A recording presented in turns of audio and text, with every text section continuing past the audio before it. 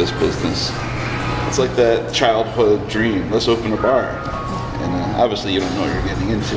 You look down the bar, it's pretty much a whole slice of America just sitting at the bar. And everyone gets along, everyone's happy. Hey Cooks Who Care, I'm Maria Campbell, and I'm at WeWork Northern Liberties interviewing Michael Strauss from Taproom on 19th.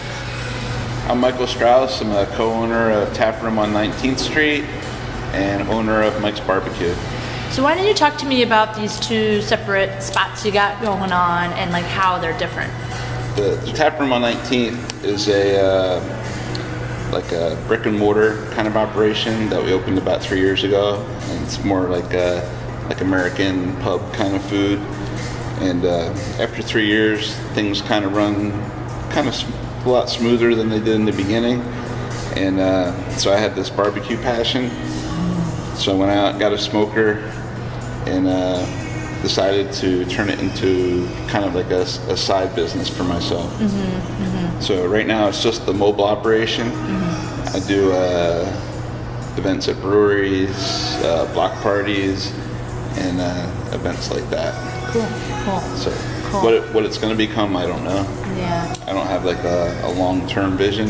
Just kind of let it grow kind of organic. I guess my focus is more on doing things like barbecue brisket. You know, a lot of people smoke pork and ribs and things like that, which I do. Yeah. But I think turning out a pretty high quality brisket is something that I'm looking for. And I'm not totally where I want to be, but every time I smoke, I think I get better at it and better at it. And I try to do everything a little bit more kind of old school. Like it's an old style kind of smoker. And like my theory, and a lot of people tell me I'm kind of crazy, is whatever I serve you that day, I smoke that day. Okay. Or like I start it in the middle of the night, I smoke all during the day, and then you're eating the food that just came off the smoker. So I think that's like the best quality that you're ever gonna be able to achieve. So, and believe me, a lot of people tell me I'm crazy. Well, the crazy ones somehow get it all done, so you know we don't judge about that. Because it just means a 24-hour day. Yeah, you're not sleeping. Basically, my partner Pete, we've known each other since high school. I'm 48, he's 50, so it's a long time. So I was a partner in a real estate company, and he was a partner in a printing company. We're both kind of bored, and one day his wife said, "Why don't you open this coffee shop or something?" So he contacted me and he's like, "You want to open a coffee shop?" And I was like, "There's no way I'll be getting up at 6 o'clock in the morning." I was like, "How about a bar? We both love food. We both love beer. You know, it's like that childhood dream. Let's open a bar." And obviously you don't know what you're getting into. Yeah, right? Like, what did we do again? So once we decided that we were going to open a bar, we spent about a year trying to find a good location, trying to raise money. That's the hardest thing.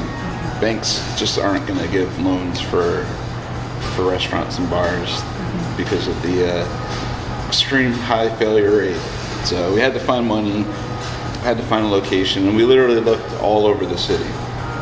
We looked in Fishtown, Northern Liberties, Roxborough, Maniac, that's where I live, South Philadelphia, and we finally found the bar, the Taproom, which was already a running bar at the time. It was more of a kind of like a shot and beer bar, and the bones were real good, and the owner was willing to work with us because we didn't have a lot of funds, and we were able to put together like a lease purchase, so we're able to at least get our foot in the door and then figure it out from there. We're a beer bar, so our focus is offering guests a wide range of craft beers, not only locally but from all over the country. We even bring things in, you know, from Europe and some other countries, but the majority of the beers are craft beers that that are made here in America. And even with Philadelphia, with the breweries growing, we tend to lean a little bit more towards those as well. As far as beers themselves, it's very rare that we tap the same beer twice. It is very, very rare. We want the guests to come in and be able to try as many possible different beers as they can. We even do flights of beers, which so that they can taste different ones at one time, which is good because some of them are very high ABVs, 10, 11%. So you can only drink so many of those.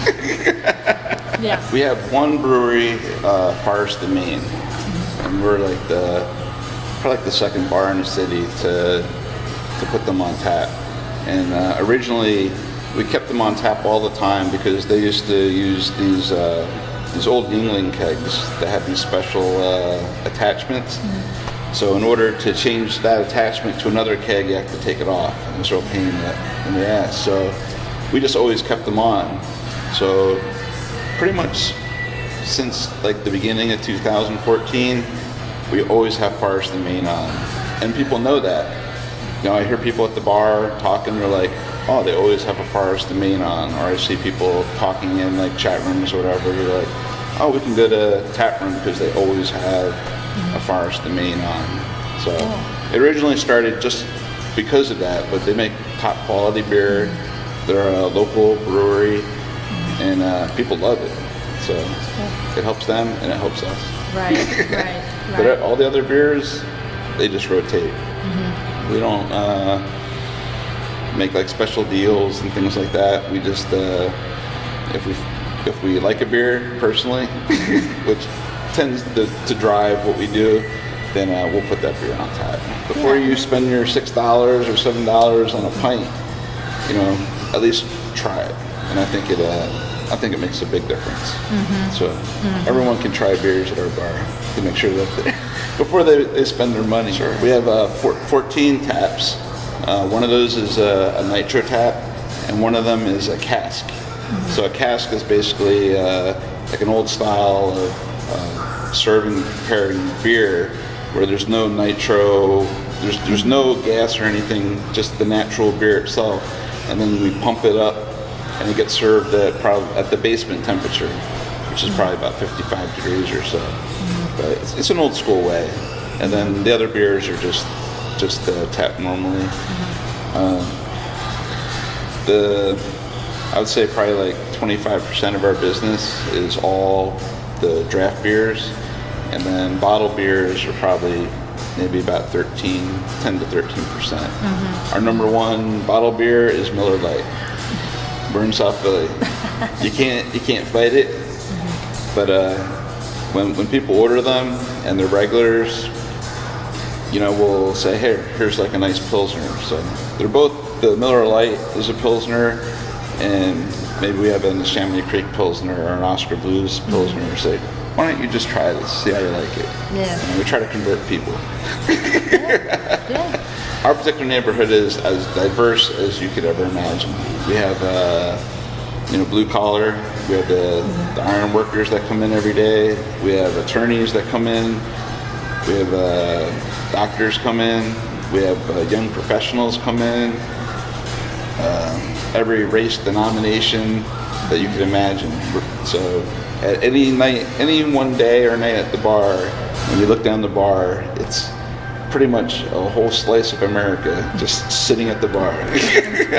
And everyone gets along, everyone's happy, and I think it's good. When we first opened in 2013, we were busier than we thought we would be, which was good, but we were only busy Thursday, Friday, Saturday, and Sunday. So Monday, Tuesday, and Wednesday were literally ghost towns. We could have a Monday that we literally ring in, and we're open from 11 until 2 a.m. Okay. So it's lunch, dinner, late night. So in all those hours, we would literally could ring in $200 or $300, which it's not good. I feel bad for the bartenders that have to work. Who wants to work a shift and walk away with very little? And then I have cooks that I have to pay. I have lighting. So what we decided to do, just to experiment, no one was doing a burger special at that time. So we thought on Mondays we would try a half-price burger special. So our burgers were costed out about 29-30%. So when you sell them for half price, so now you're at a 60% cost, which isn't the way you want to run your business every day, honestly. Right. So we figured we would just try it 1 or 2 Mondays, take a look at the numbers, and see what happens. So the very first time we offered it, somehow no one really paid much attention to us, but FuBu's did an article saying that Taproom is doing this half-price Burger Monday. So I had one bartender on, one cook, and me. And we got slammed. We sold probably something like 100 burgers or something that day. So we went from doing $200 or $300 to $2,000. So now my bartenders are making money. I have some cash. So I look at how much I lost selling the burgers compared to everyone ordering their appetizers, ordering drinks, and we lost very little on the total margin for that day. So, and we've been doing it ever since. Yeah. We generally try, when we're promoting a food item, we try to incorporate, a spirit or a beer, and vice versa. If we have a beer event or promotion, then we try to tie it into a food promotion so that we're pushing as many things as possible, because you don't know what button you're going to push for somebody.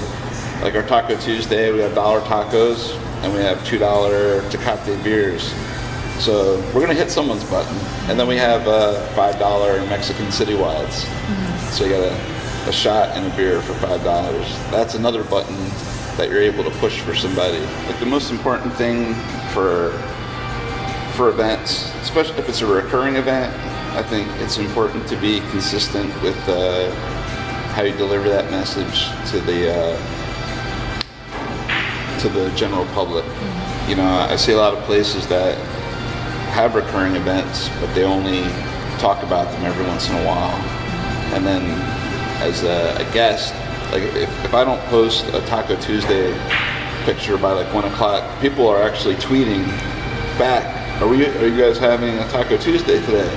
So I think consistency is very important in your message with recurring events. I think it's good. I think a lot of places don't take very good pictures of their food, and they put it out there for everyone to see. And I think if you can't take a good picture, maybe someone in your bar or restaurant can probably take really good pictures where you don't have to hire somebody. But if you have to, if you're going to be putting your information out there, I think everything should be 100%. And I guess lastly, just don't be scared. Try it. And if it doesn't work the first time or the second time, you talk to your front of house employees. They'll tell you what you're doing wrong, because they're the ones that are talking to the guests. Don't be scared. Try whatever you can. There's no rule book for this business. We're at Taproom on 19th on Facebook, website, Twitter, Instagram. And Mike's Barbecue is Mike's Barbecue _215 on Facebook, Twitter, and Instagram. Thank you very much.